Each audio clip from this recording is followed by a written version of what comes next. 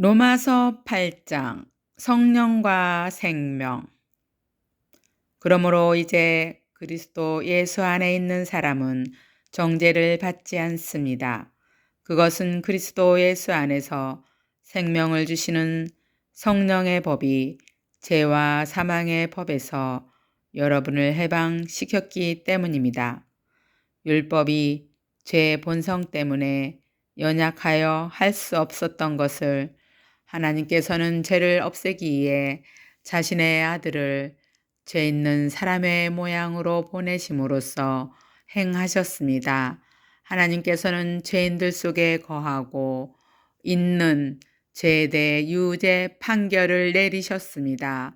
이렇게 하여 죄의 본성에 따라 살지 아니하고 성령에 따라 살고 있는 우리에게 율법의 어려운 요구들이 완벽히 이루어졌습니다.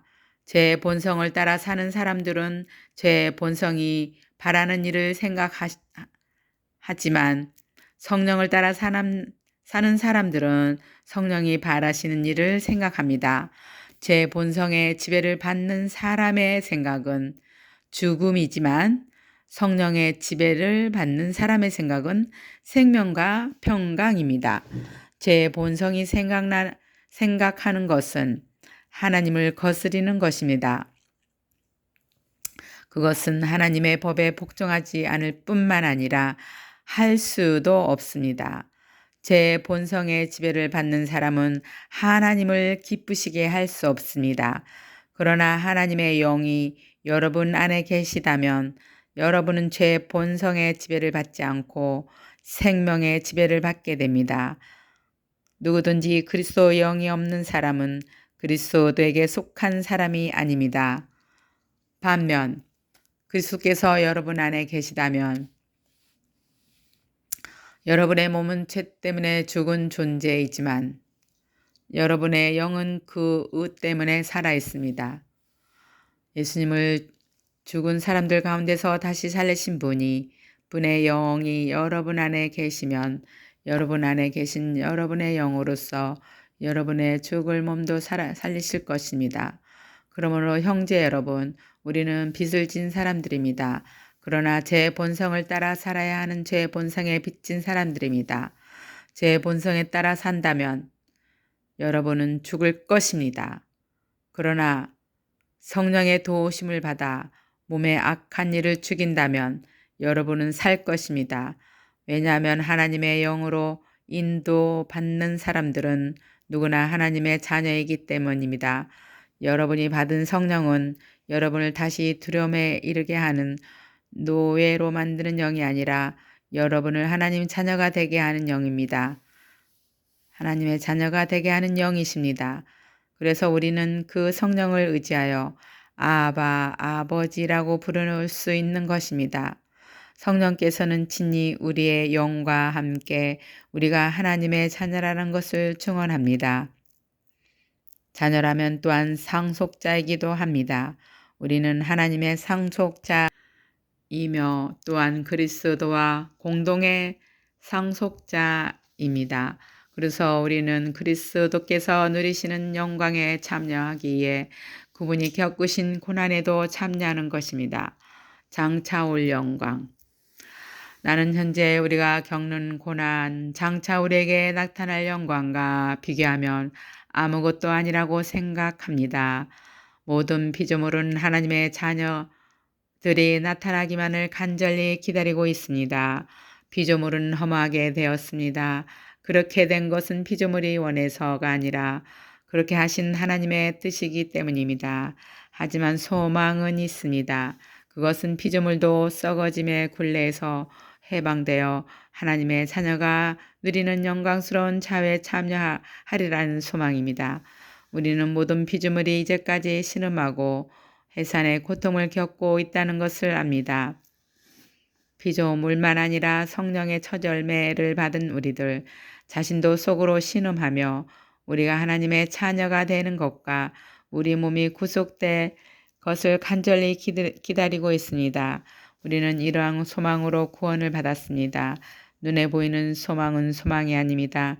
보이는 것을 소망하는 사람이 어디 있겠습니까?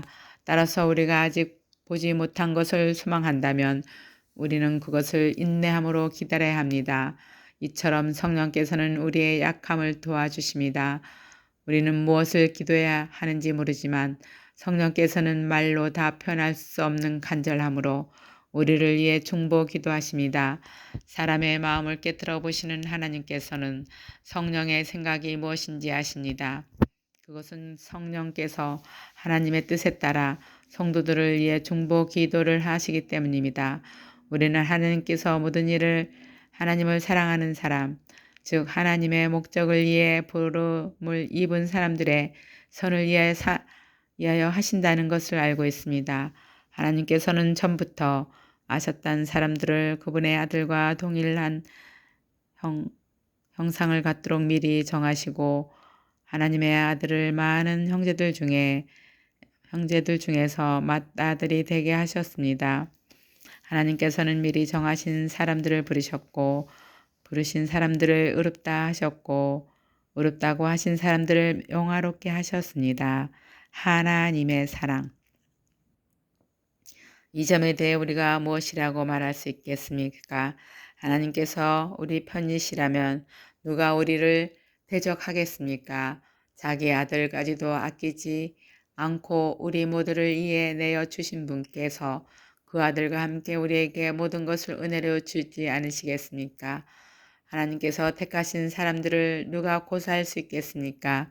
어렵게 하신 분은 하나님이신데 누가 감히 죄가 있다고 판단하시겠습니까? 죽으신 분은 그리스도 예수이십니다.